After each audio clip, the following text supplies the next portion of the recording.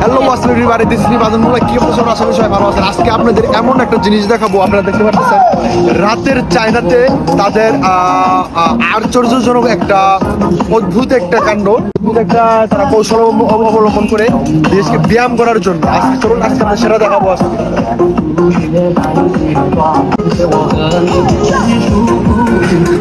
এখানে হচ্ছে প্রতিদিন রাতে দেখবেন, বিশেষ করে সেখানে অর্ধেক বয়সী নারী পুরুষ তারা এখানে প্রতিদিন রাত করে এসে, এই যে সামনে কিন্তু দেখতে পাচ্ছেন উনি কিন্তু ট্রেনার, ওনার ডান্স করতেছে। আপনারা দেখে অনেকেই হয়তো ভাববেন তারা ডান্সের প্র্যাকটিস করতেছে, কিন্তু মূলত তা না।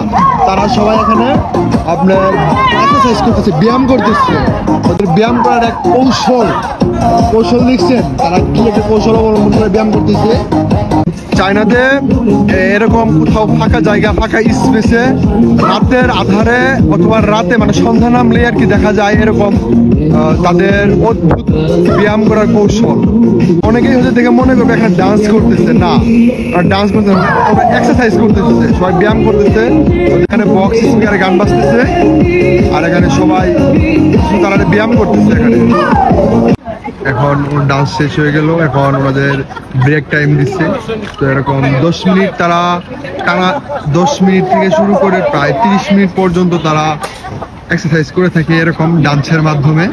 ওর এখন ওরা রেস্ট নিচ্ছে, একটু বিশ্রাম নিয়ে তারপর আবার শুরু করবে।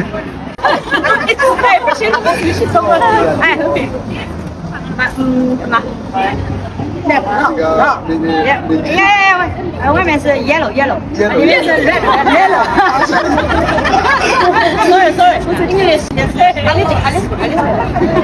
我讲中文一点，应该听得懂。很多人会讲，哪想只能分2个单。你叫什么名字啊？আবার গান শুরু হয়েছে, এসে বসছে, ওরা আবার যার মতো পজিশন নিয়ে যাচ্ছে। এখানে আবার তারা ডান্স শুরু করবে। এখানে ব্ল্যাক টি শার্ট যারা দেখতে পাচ্ছেন সেগুলো হচ্ছে মহিলা, আর এখানে যে আপনার খয়েরি রঙের যেটা দেখতে পাচ্ছেন এগুলো হচ্ছে পুরুষ। আধা বয়সী এবং বৃদ্ধা বয়সী যারা আছে তাদের আধারে। আমি আরেকটা জিনিস দেখবো, এখানে আপনারা দেখবেন একটা প্রতিবন্ধী, তো উনি হাঁটতে পারে না, হুইল চেয়ারে এসে এখানে ডান্স করতেছে ব্যায়াম করার জন্য, বা এই একটা কৌশল অবলম্বন করে ব্যায়াম করার জন্য আর কি রাতের চায়নাতে আর কি এরকম। এই ছিল আজকের এই ভিডিওটা। তো পরবর্তীতে আবার আপনাদের সাথে নতুন ভিডিওতে নিয়ে দেখা হবে।